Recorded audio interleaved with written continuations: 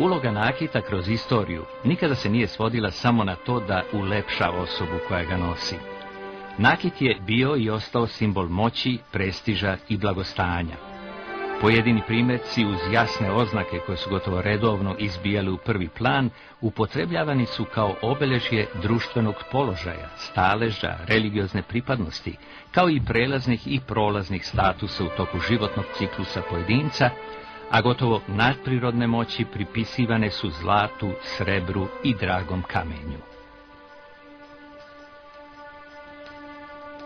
Niti od snova.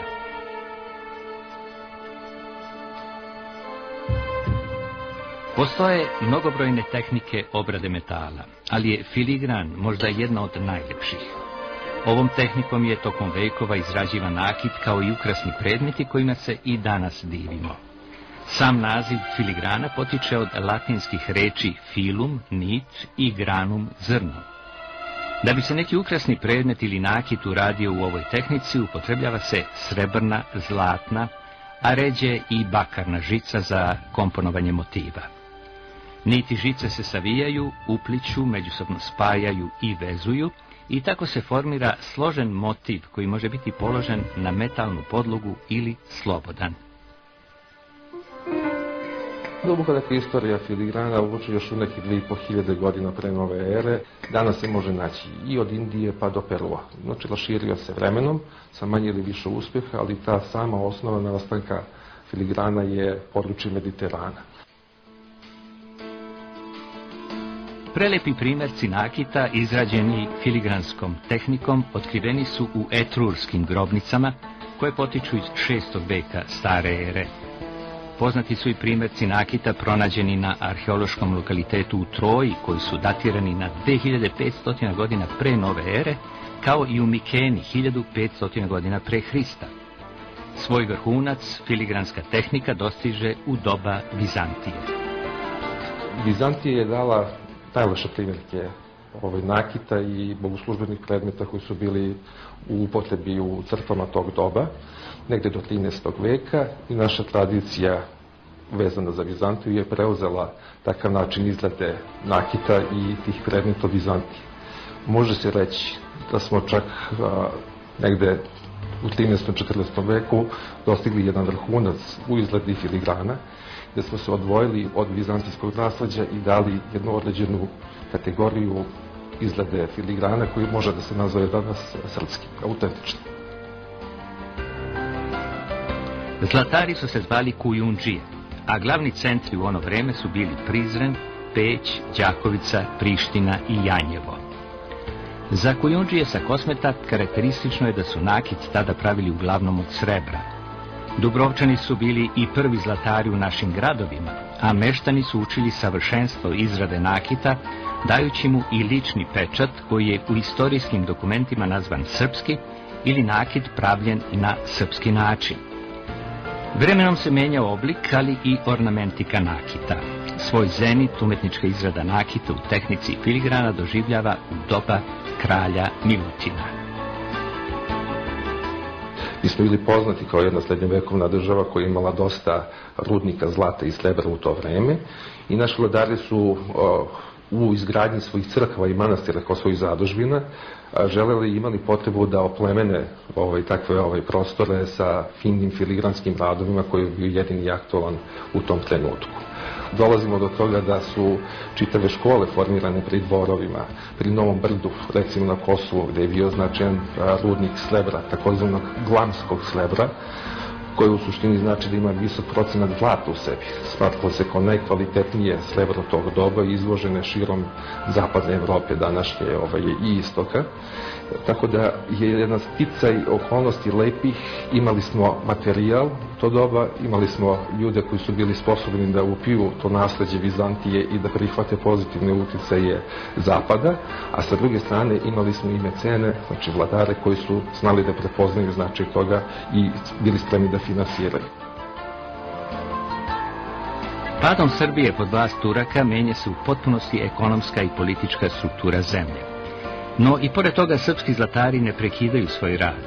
U teškim momentima sredinom 15. veka Za izvesno vreme zamire njihova delatnost da bi ponovo oživela sredinom 16. veka. Pojedini gradski centri postaju poznati po izradi predmeta od filigrana. Jedan od takvih centara, pored Prizrena, bio je i Užice. U doba vladavine Turaka na našim prostorima, pored latinskog naziva filigran, u upotrebu ulazi i turski naziv srna. Danas u Srbiji imamo možda najviše 4 ili 5 majstora filigrana. Ja sam na nagovor jednog mog brata iz familije koji je vajar. U nekim mojim pokušajima da se izrazim, bavio se duborezom prvo i na njegov nagovor je rekao: ostavi to što duborezac ima dosta, ti bi mogo da se baviš filigranom, znajući da je moj pokojni tast iz Prizrena rodom i da se nekada bavio tim zanatom. I na njegov nagovor prosto sam krenuo u te vode, angažovao tasta, malo po malo sa njim me podučavao nekim osnovama, ali za bilo kakav dalje ozbiljniji rad je bilo potrebno mnogo više znanja. To što sam stekao nekim upornim radom, vremenom, pokušajem i greškom, čitanjem dostupne literature, gledanjem fotografija starih predmeta, rešavao sam neke zadatke kako je to moguće uraditi. Naravno, uz mnogo grešaka, tako da se može reći na neki način da sam više samouk. Filigran je minuciozna umetnost i veštine izrade raskošnih i komplikovanih ukrasa od tanane srebrne žice, ali u današnje vreme, nažalost, filigran više nije u modi. Već negde od 80. godina prošlog veka, kada je bio veoma popularan i kada su naše majke i bake još volele da imaju po neki komad nakita od filigrana, interesovanje za ovu vrstu nakita je danas gotovo potpuno nestalo. Jednostavno je to prestankom, izlaskom iz mode presečeno u jednu dan. Pogotovo sa raspadom stare Jugoslavije, gde su veliki kupci bili strani turisti na obali Jadrana. Prestankom tih tokova ugasila se i potreba za izgledom jednog filigranskog nakita i takvih predmeta. U današnje vreme postoji pokušaj, stidljivi do duše, da se to nešto malo oživi. Ima pojedinačnih interesovanja poznavaca za pojedine komade, kada govorimo o nakitu. I naša nada u ovoj branši je da ćemo doći do trenutka da će ponovo moći da se izrađuje jedan fini takav nakit za potrebe naših dana. Postoje neki pokušaj da se formira jedna škola filigrana, da se prenese taj zanat mlađim generacijama, ali za sada je to još uvek u nekim početcima i u nekim idejama.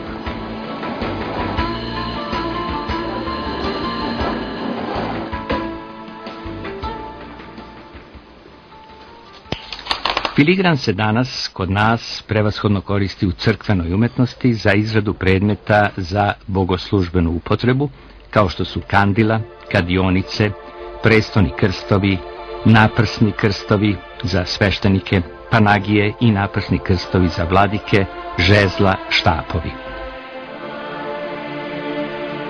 Na sreću dana crkva prepoznaje značaj da se sačuva taj zanat od zaborava, da se pojedini komadi koji su u riznicama naših manastira i crkava, tamo gde su oštećeni, da se na neki način poprave, da se vrate u bogoslužbenu upotrebu i naravno da se novi komadi naručuju.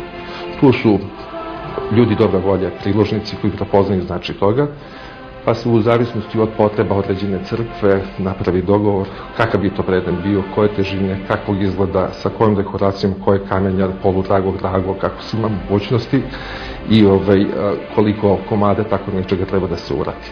Tako da u ovom trenutku danas crkvena umetnost je ona koja praktično održava filigran u životu. Za razliku od modernog nakita koji se danas izrađuje uglavnom mašinski, filigran je bio i ostao isključivo ručni rad. Sama tehnika izrade nije se mnogo unapredila od prvih početaka pre 2500 godina. Jedina razlika u odnosu na pre 2500 godina i sada je što ima mala pomoć jedne mašine u kojoj možete ubacite tu jednu štanglicu i da valjate tu štangu do nekih većih dužina. Onda se dolazi do neke žice gde više mašina ne pomaže, onda je neophodno ručno izvući žicu do određene željene debljine da bi se dalje koristila. Osnovna neka debljina žice je neki milimetar koja se zatim valja da bi se napravile konture u kojoj će se popunjavati ova najfinija srebrna žica finoće 999. Postoji u današnje vrijeme i takozvani pseudofiligran koji pokušava da imitira pravi. Izrađuje se mašinski, a sastoji se u tome da se nekom jakom presom štancuju određeni oblici, a potom doradom i poliranjem dovedu do toga da liče na onaj pravi. Ali nije potrebno biti veliki znalac da bi se primetila razlika.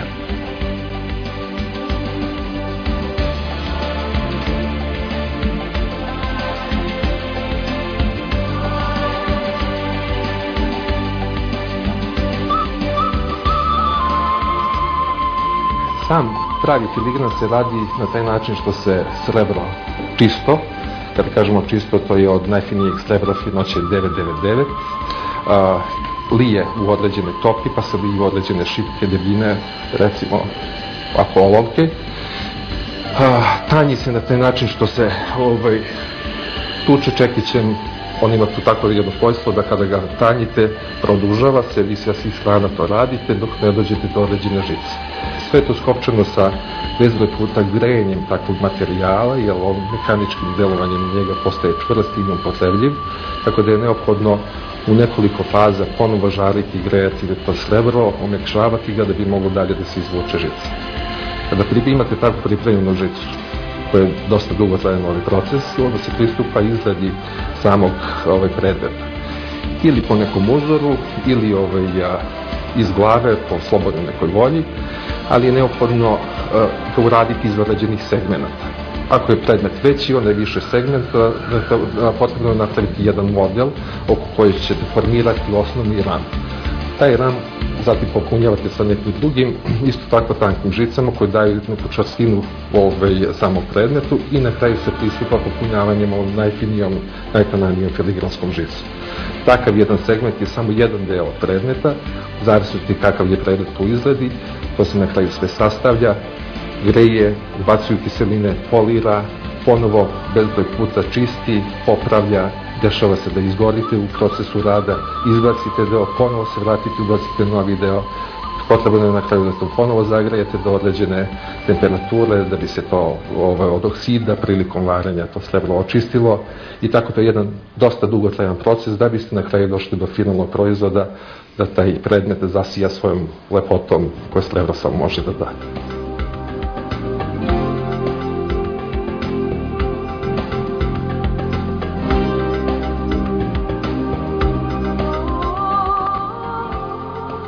U današnje vremena retki su majstori zanata koji imaju sposobnost da plemenitim metalima uliju dušu i prikažu davno zaboravljenu duhovnost.